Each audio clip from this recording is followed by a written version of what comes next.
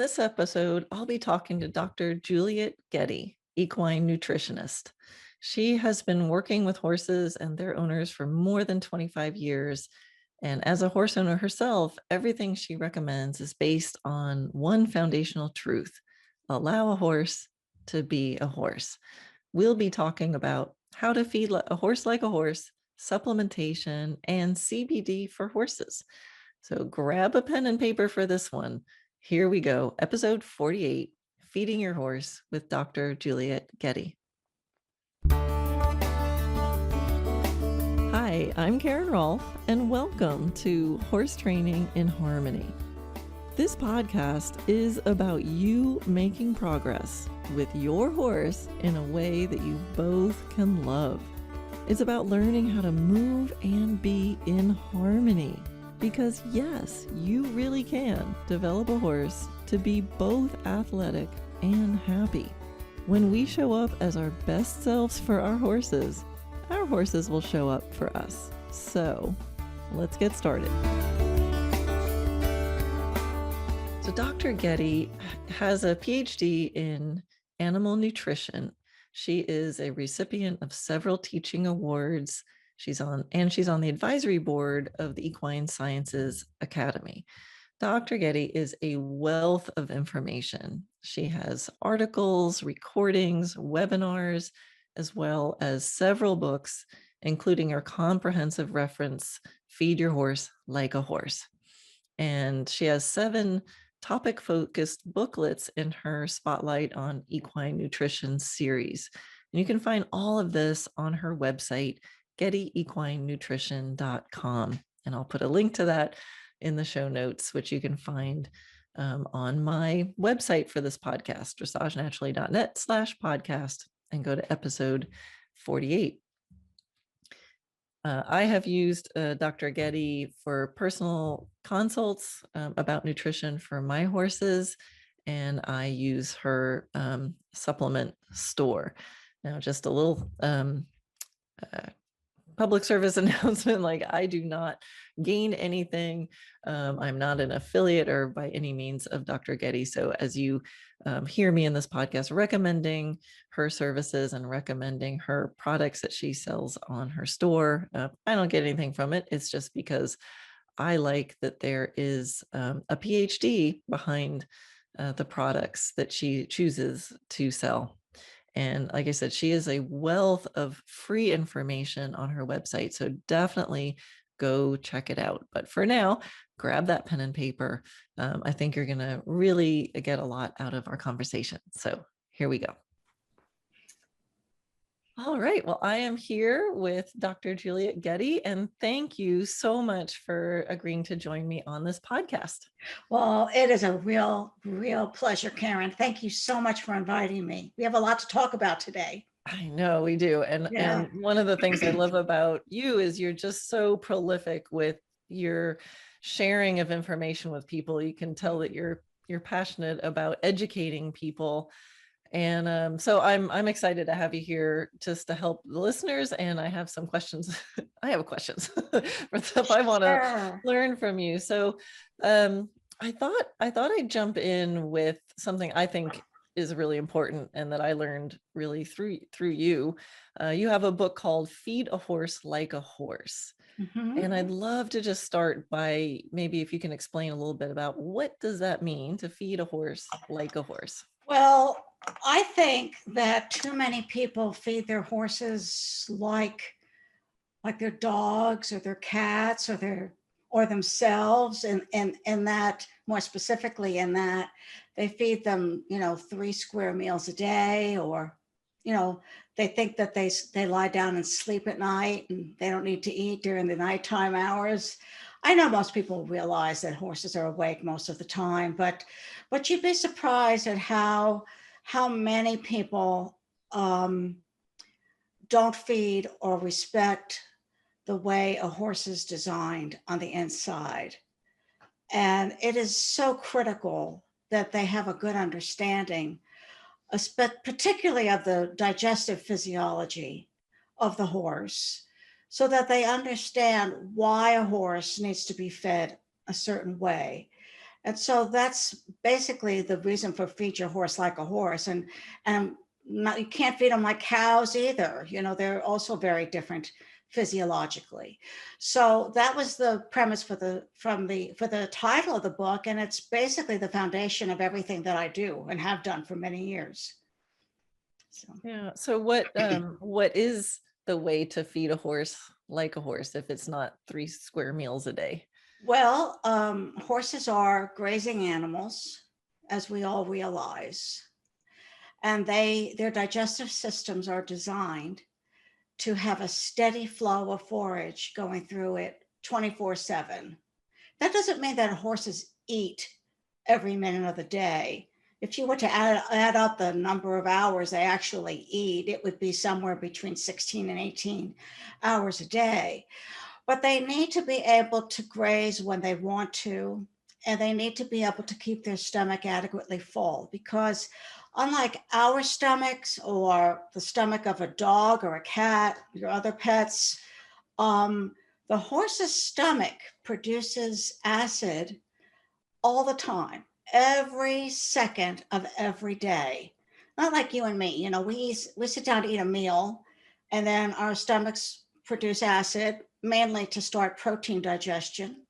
And then when we stop eating, our stomachs turn off the acid making machinery and we're comfortable, but not so with the horse. The horse's stomach produces acid all the time, 24 hours a day. So if you feed your horse a few flakes of hay in the morning, maybe again in the late afternoon, maybe again at night, like 8 or 9 o'clock, what happens between 9 o'clock and the next time you're out there at 6 a.m. or 7 a.m.?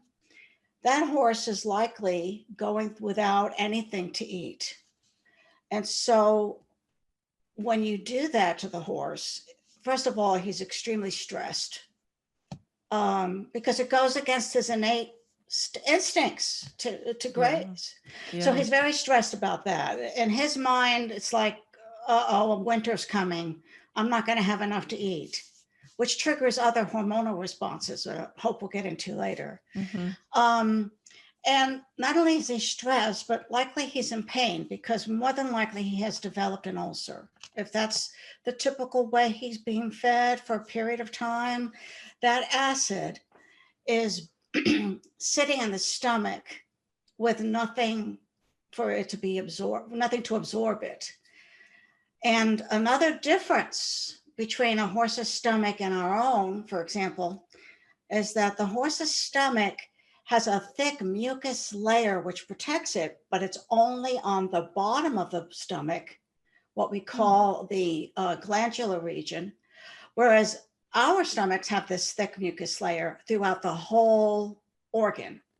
Oh, interesting. So our whole stomach is protected against this very caustic acid. The stomach acid has a very low pH. If you were to put it on your skin, it would burn your hand. Wow. So if it's in the horse's stomach and the upper portion does not have the protection of that thick mucus layer, and the horse is walking around, or maybe worse, maybe you're asking the horse to get in a round pen and run without having the benefit of having had some hay beforehand, then he's going to develop ulcers, and they're very painful. Ulcers are obviously painful. So, what, to get back to your very, very good and simple question, how do you feed a horse like a horse? The first thing you have to do is respect the fact that horses require a steady flow of forage all day and all night. And the only way, for example, to know that your horse has had enough hay to last all night is that there should be some left over in the morning. And if there's not, and you notice your horse is pawing and whinnying and kicking and weaving and doing all these things, it's not that he has bad behavior. He is suffering. And that's what I hate to see. So that's my goal, and has been for more than 20 years, 25 years. Yeah, well, it's so important. And I'm glad that you use that strong a language because, you know, it sounds all very obvious. They're grazing animals. They should be fed this way. But a typical boarding barn, or all the boarding barns I knew of when I was, at places like that, Yeah. you throw them a couple of flakes of hay at night. And then at, whatever o'clock in the morning, where the morning feed is, they're all banging on the doors. They're all, so when you look at it that way, they're not just like, yay, it's food. They're actually, It's sad. they're actually stressed out and, feeling pain. And I think it's really important to have that strong language, because it's not necessarily common knowledge, strangely, It's because it's such a so, basic, yes, it's all basic. understanding of the horse. It makes such perfect sense. But people are afraid, well, barn managers don't want to feed free choice forage because it's expensive. Mm-hmm. And so to those clients, I'll say, well, buy your own hay, Mm-hmm. pay more. I mean, it's your horse. Your horse depends on you. And how expensive is it to, scope them for ulcers and treat them for ulcers? Oh, sure. And whatever the other, like you said, to connect it to the behavioral problems too, there's good, extra training, extra, Yes. there's other ramifications. I think it's, to me, it's so basic that if you want to have a horse, you've got to be able, that's a worthy expense, is to feed them. Correct. Feed them like a horse to keep them healthy. There's one other thing you said that was really interesting. Yeah. That maybe goes back to a misconception. You said if their stomach is empty and then you go exercise them, there's that acid sloshing around now on the upper part of their stomach. And, I remember learning, and from Pony Club, of like, before you do exercise, withhold food, withhold grain, and then withhold hay, like before cross country or something, that's kind of humanizing, right? Because we're told don't eat a big meal and then go swimming, Right. or go exercise. Exactly. So you're saying, we want them to have food in their stomach. Right. I wouldn't feed them, if you're feeding them a high amount of concentrates, like some grain, and that's high in fat and high in carbohydrates. I wouldn't feed them that, because, for example, fat slows down the emptying of the stomach. And so a high fat meal just prior to exercise is probably not a good idea. But hay is mostly fiber, and it leaves the stomach very quickly, because most of it, I mean, the soluble carbohydrates and the protein portion does get digested early on, but most of it ends up in the cecum and the hindgut, where it starts to get fermented. So it's not the same principle as it would be for us. And again, when horses are uncomfortable because they have ulcers and you're exercising them on an empty stomach, as you well know and have seen, I'm sure, plenty of, is the behavioral aspect. And it's amazing to me how horses become totally different animals when you feed them correctly, and they suddenly can calm down, and they can listen to you, and they can enjoy doing things and working again. Whereas prior to that, it's like trying to work with you have blisters all over your feet. It hurts. Yeah. So you're not going to concentrate much on if you're hurting. And the same thing is true for the horse. Yeah. And you're absolutely right. And I've learned that when I meet students at clinics where there seems to be kind of a chronic behavioral problem, or they're just not into it, with the riding, I've learned to ask, what are you feeding your horse? And I didn't used to do that. As a trainer, I always looked at things from a trainer's perspective, but I really learned to step back a second and go, okay, tell me about the lifestyle of this horse. How does he live and what does he eat? Because often it does come down to exactly that. Perfect. And I don't know. It seems to me that you're an exception. I don't hear about trainers really taking the time to care about that. Yeah. And it's really, well, it's foundational. Yeah. No, it is. It's easy to get that tunnel vision. I'm a trainer, but for me, you have to be a horseman and a horse lover first. Yeah, Absolutely. you mentioned something like that you hoped you got to this. So let's bring it up. The hormonal changes Yeah. when you're not feeding a horse the forage, the free choice forage based diet. Well, the most obvious hormone is cortisol because that's the stress hormone. Mm-hmm. And so the horse is stressed. Um, and then when cortisol rises, it causes the horse to become insulin resistant. Now, insulin resistance can be a condition that is chronic or it can be temporary. Like, for example, if you'll humor me for a moment, I'll give you a storyline. Sure, Say you've sure. got horses out in a wild situation. So you have feral horses and they're relying on whatever is available to eat in the wild. And what happens when the ground is covered with snow? The horse spends more time pawing through the snow, walking longer distances, trying to find something to eat. How does he make it from the lush spring and summer to the fall and winter? And the way that his body makes it is he becomes naturally insulin resistant.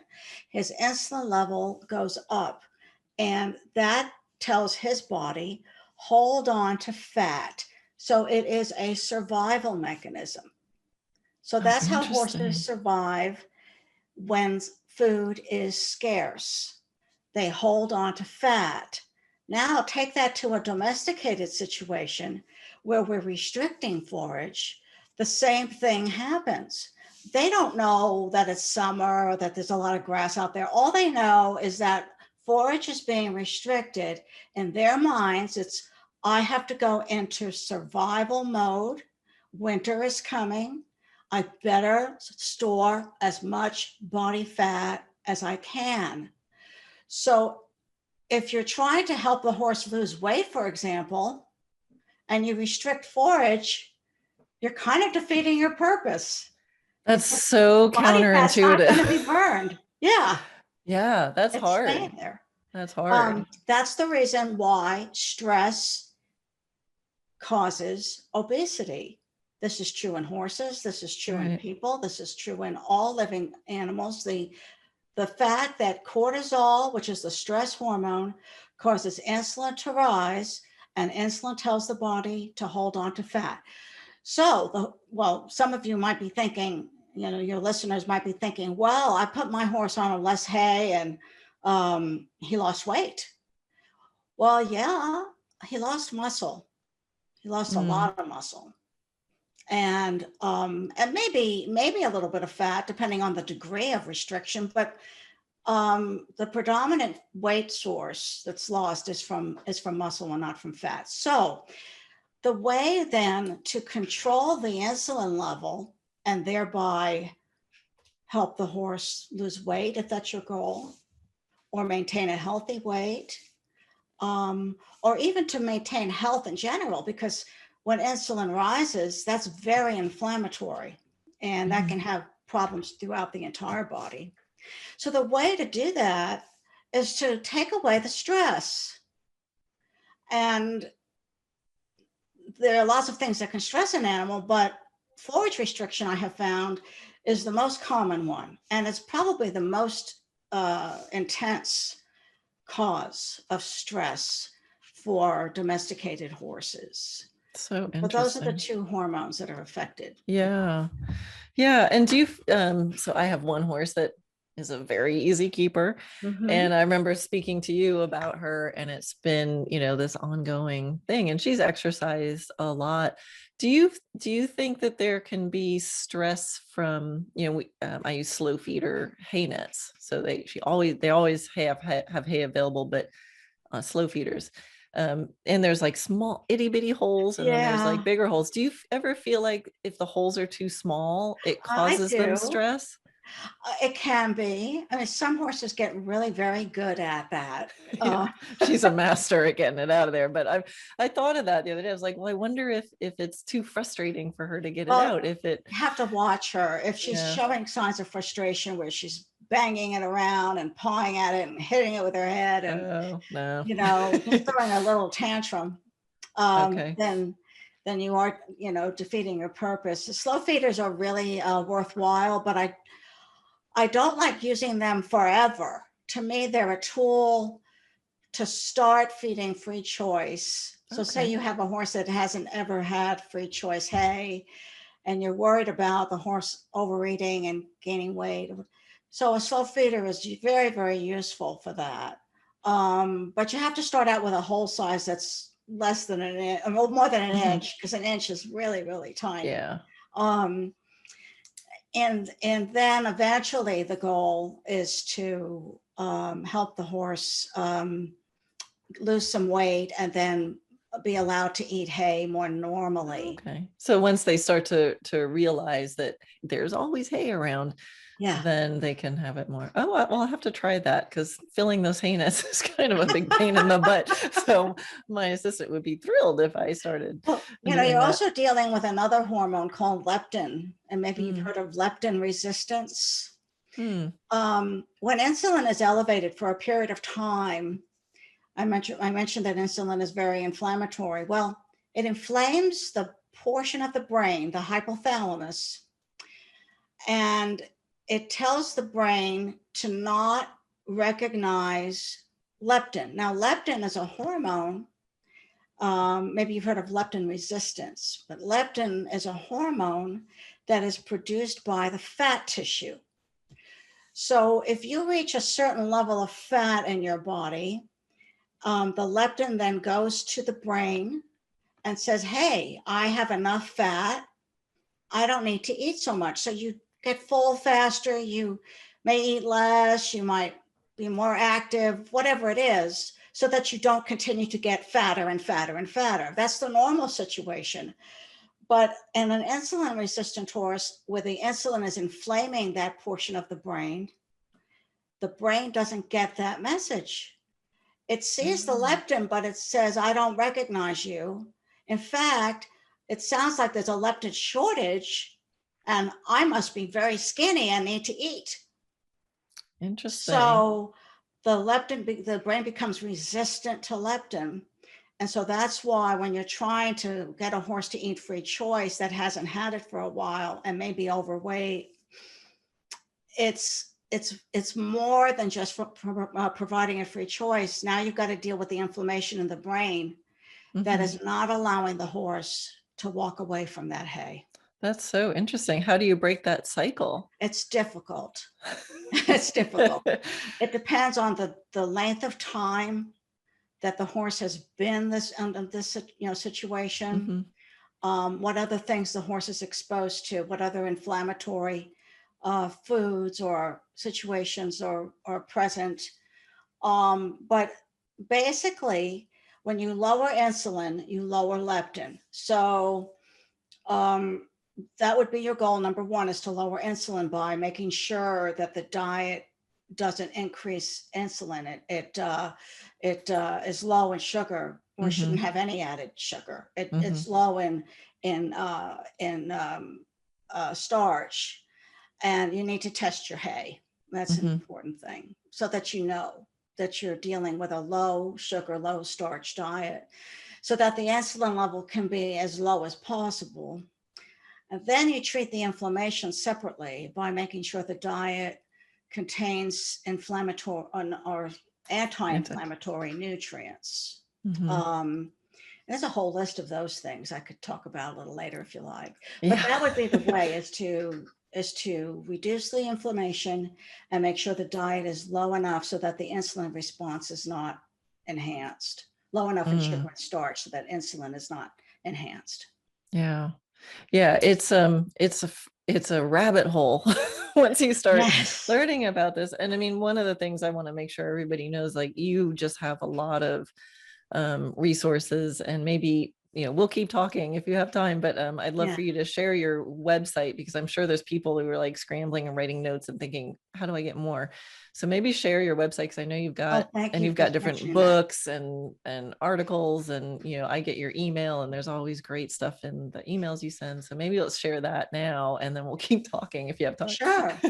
Sure. Well, Feed Your Horse Like a Horse, I wrote about 10 years ago, and I continue to update and expand on it through articles that I write, and I post them in my resource library on my website, which is gettyequinenutrition.com. And I've also written a few spotlight books, but even those have been updated on those articles. So I invite people to visit my website. I have a wealth of information, and most of it is free of charge. So it goes into a great amount of depth beyond what we're going into today. Yeah. Yeah. And years ago, I did a consult with you, which I found just really helpful. I mean, I tested my hay, and then, you and I talked for a while, and we just went through my horses, and it was just so helpful to kind of get a plan and feel like, all right, I have a professional plan Yes. to start with. And I just found that really, really helpful. So yeah, I definitely invite people to go look at this more. It's a ton of information, but I think there's some, by looking at what listening to what you just said and looking on your website, I think there's going to be some changes hopefully people can make, and just start turning some dials and get things Yeah. headed in a good direction. And yeah, I think it is hard when you're not keeping your horses at home, but I love what you said. Like, there's solutions. Just because your barn won't feed extra hay, you can talk to them and figure out how, what can you do? Because I think we always have to be the advocate for our horses if we're a horse owner, no matter where we have them. Absolutely. They do depend on us. And they're living beings. They're not luxury cars that we take out of the garage once in a while, Yeah. Yeah. So basically a forage-based diet, and then with some vitamin and mineral supplements. And then there's all the extra stuff that, we could probably talk for hours about supplementation, Yeah. but is there any guidance, any sort of umbrella guidance you can give, like when you Yeah. start feeling like, should I supplement my horse? Yeah. I mean, I know that's a huge subject because there's so many different supplements, There but are, but there are basics. Sure. yeah.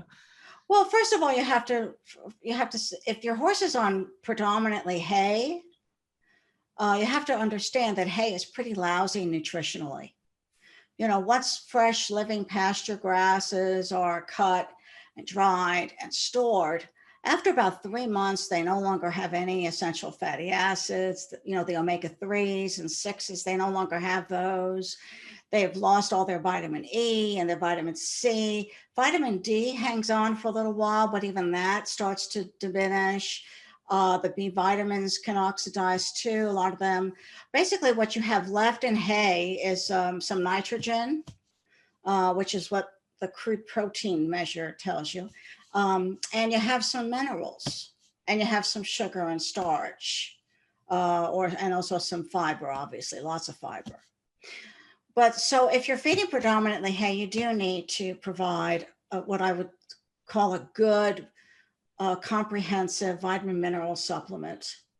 And so, I mean, I have a whole bunch of things on my website, so I won't go into any specifics. But you do want something that's going to provide those vitamins that are missing, and add a little bit more minerals, because typically hay doesn't have a lot. It's usually very high in iron. Hay is typically very high in iron. So stay away from supplements that have added iron, because really your horse doesn't need it. Mhm. And then I also add a source of omega-3s. And this is really critical. I think this is one of the things that a lot of people miss.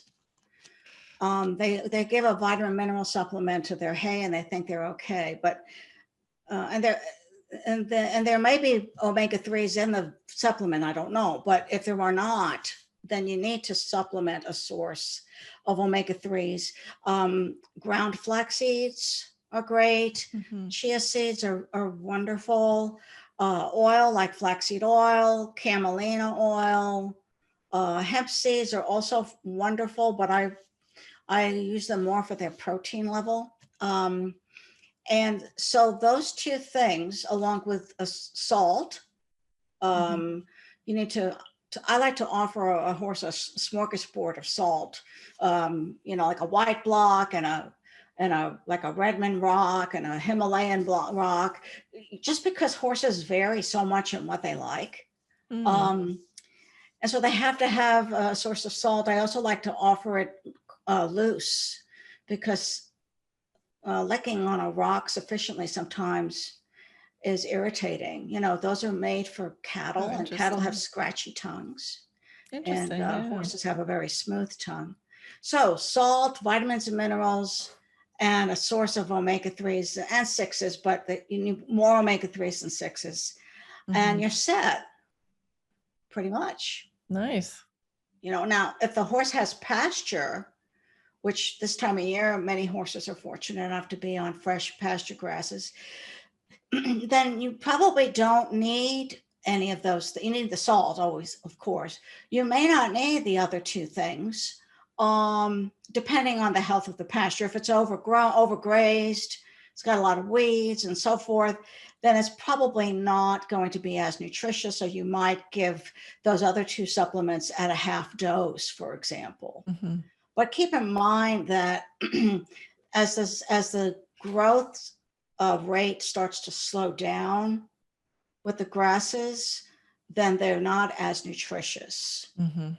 So, like here in Texas, we have Bermuda mostly, um, and it starts to turn brown pretty quickly. It's a warm season grass, and so it grows in the heat of the summer. Whereas up north, you have the cool season grasses, and they tend to last further into the cold season. Mm. Interesting. Yeah. Yeah. So yeah, and that's where it's so important, because every area is so unique. Different hays available, different grasses, different kind of pastures. So it's Yes. definitely not a one size fits all Well, I like to sort of get the thing. hay and even pasture. I like to analyze. Hmm. That's a good thing to do periodically. It's a living organism, and it's just a snapshot. Frank, I understand that, Hmm. but it's good to kind of see a trend if you can analyze your pasture. But that's why I do consultations.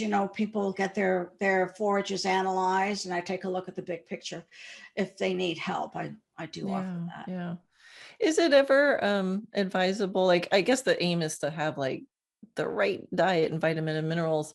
Is it ever advisable to kind of change brands or things like that, just to make sure you're not, I always feel like if I do just one thing, I'm like, okay, if there's something missing or too much or too little, and I always feed that, Yeah. is it advisable to just kind of switch around a little bit, or is it really just, I don't no, think it hurts, as long as yeah, what you're switching to is as equal as good or is good. better. Yeah.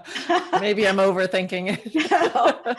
but you bring up a good point, and that is that when we feed our horses the same thing day in and day out, whereas if you think of a horse in a wild situation, Yeah. they're eating all kinds of things. They're eating, different kinds of grasses. They're eating grains. They're eating fruits. They're eating flowers. I mean, they're eating all Hmm. kinds of stuff, and so their level of nutrition is uh, much more expansive, I think. Yeah. Yeah. Um, that's why I like to feed some whole foods. I do that too, just to give a horse some variety. You know, Yeah. Yeah, because that's what I was thinking, is they really do in nature, just, yeah, it changes different times of the year or as they travel. And right? yeah, just Exactly. that like same old scoop, you know. I know, and it's Uh, hard. If you have like 40 acres of unimproved land, and they've got edible weeds and brambles mhm. and flowers and all kinds of things that they can roam on. If you're lucky enough I have a few clients that are really lucky enough to let their horses do that, but the Yeah. vast majority of us, we don't have that kind of Yeah. I do option. notice, like, I have 35 acres and different, it's all pretty much the same, but I do notice they, I do like to let them loose, and they'll like go along the perimeter and just nibble on different things. And then Yes. they do Oh, get that's fab. flowers as they reach over the fence into my husband's garden. So they do get to have some of that, but he didn't like that. But I always think, no, that's great. Very cool. I'd love to switch gears a little bit. That's so much good information. But there's a kind of a product that's out there, newish on the scene. And I thought, while I have you, I'd love to ask you about CBD for horses. Yeah. I mean, it's new, and it's, gosh, I hear so much about it. It sort of feels like a miracle. But I'd love to know, when would you want to use CBD? Like, just kind of the beginner's guide to CBD for horses. Sure. Well, there is no guide for horses. You have to write that one, Julia. I hope there will be. Well, I think we need to see some research first. I mean, there's no research yet. I think there's research ongoing, but nothing that I've seen published as yet on CBD use in horses. There's hundreds, thousands of articles on the use of cannabinoids in humans. So much of what we do with horses is extrapolated from that. So far, so good. It really is very effective for a lot of different reasons. CBD stands for cannabidiol, and there are, oh gosh, more than 80 cannabinoids in the hemp plant. And the most common of which is CBD and THC. Now, THC is the psychotropic cannabinoid that is found in marijuana that gives you the high.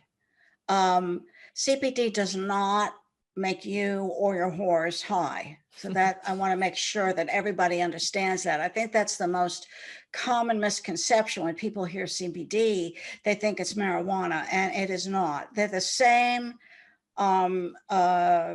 genus and species of plant, but then we have subspecies. And so the hemp plant that is used to extrapolate CBD does not contain much of any THC.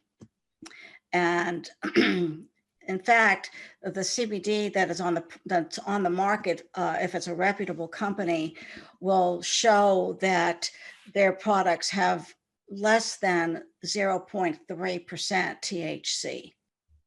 So in that regard, pure CBD is wonderful. Now, I like a full spectrum. When you're shopping for CBD, either a full spectrum or a broad spectrum. The difference is that a full spectrum has a teeny tiny amount of THC, whereas the broad spectrum has none, and still has all of those other cannabinoids, along with what we call terpenes. That's spelled Terpenes, terpenes, okay, which are other chemicals that work along with CBD to enhance its effectiveness. So you'll also see CBD isolate. Mm-hmm. And I would not choose that one because you need the terpenes to provide a synergistic effect with the CBD so that it will have more impact on health. So that's the basics on the terminology, I guess. Mm-hmm. But then what is it used for? Well, for my clients, I use it for several things, the most common of which is pain. So for horses that have arthritis, suspensory ligament damage, for example, as well, or are recovering from surgery or have been injured.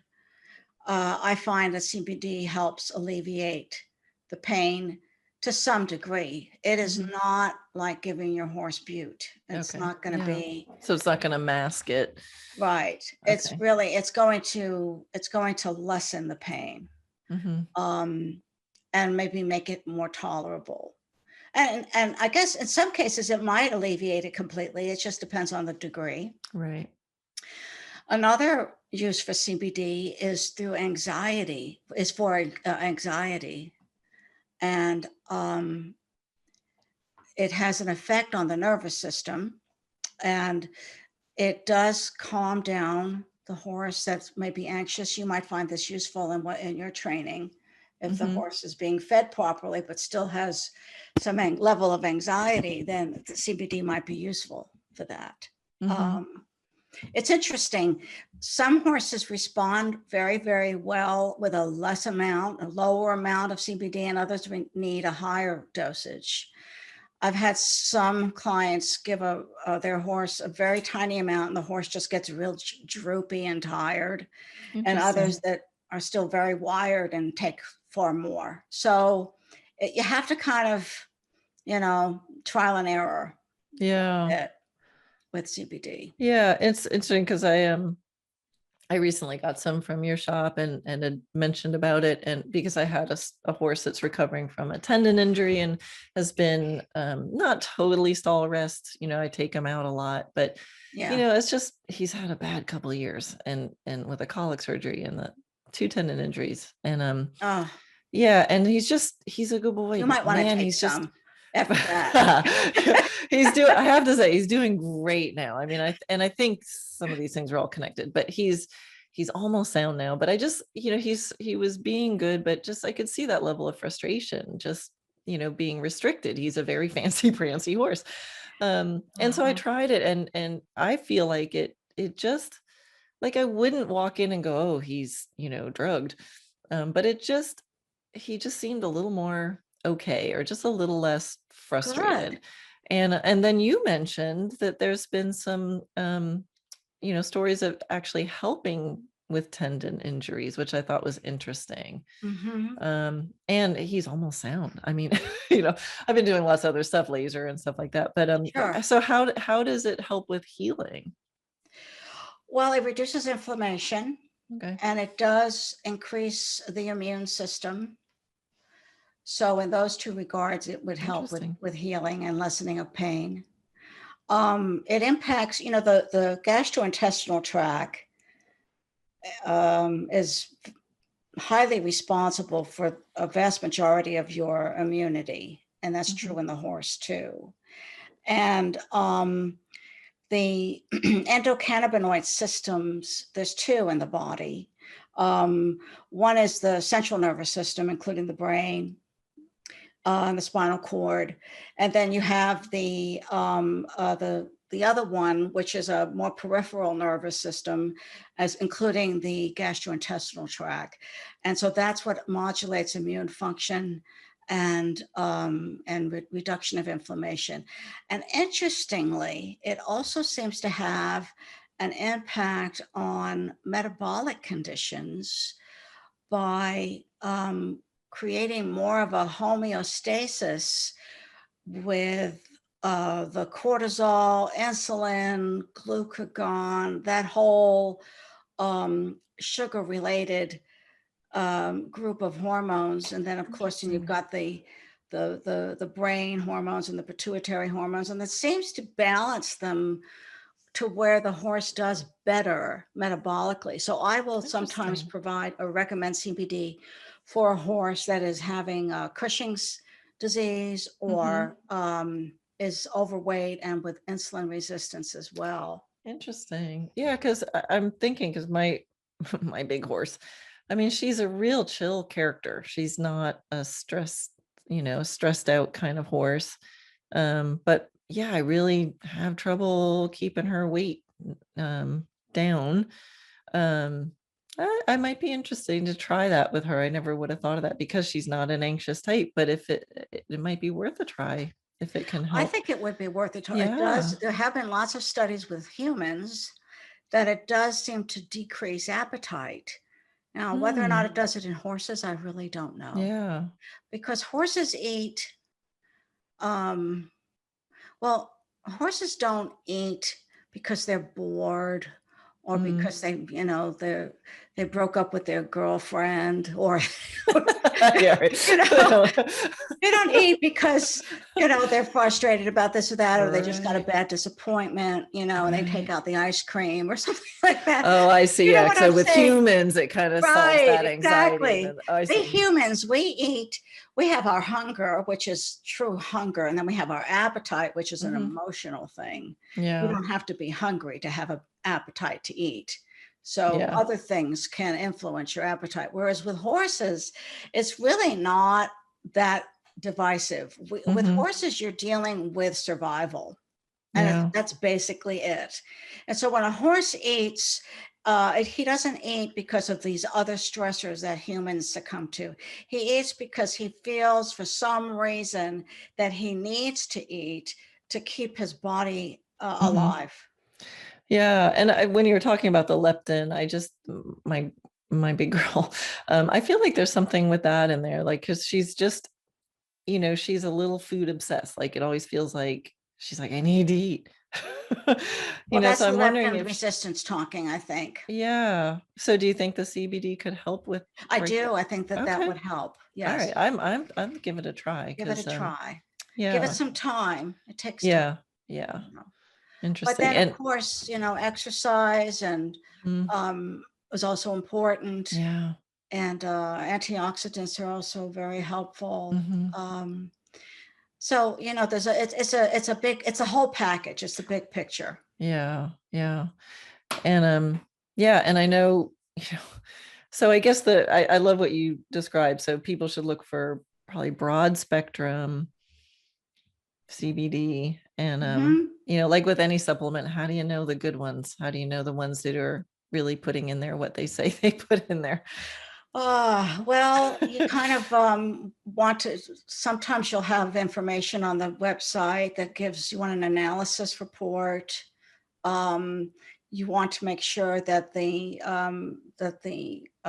hemp is grown without pesticides or Mhm. herbicides, so it's grown organically. You want to be sure that it's extracted properly without the use of alcohols or other chemicals. Mhm.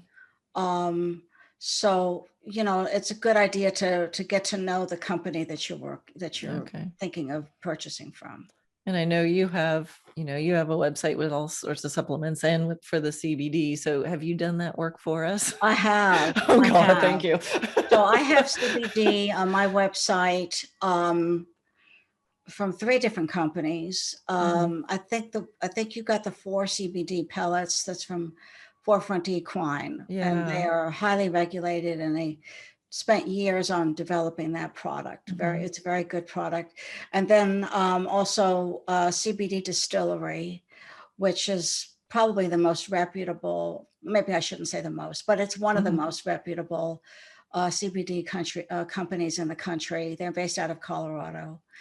And then a new product is made by MedVet Pharmaceuticals, which, from my discussion with the company, they do a CO2 extraction. The hemp is grown organically, so I feel very good about that one too. Okay, cool.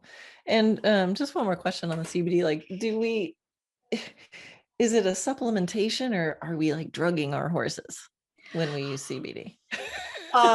It's a supplementation because uh, cannabinoids are actually naturally occurring substances that are produced inside our bodies, Oh, because interesting. we Okay. have two endocannabinoid systems in our bodies, which I alluded to earlier, Hmm. the central nervous system and then the peripheral nervous system and the gastrointestinal tract.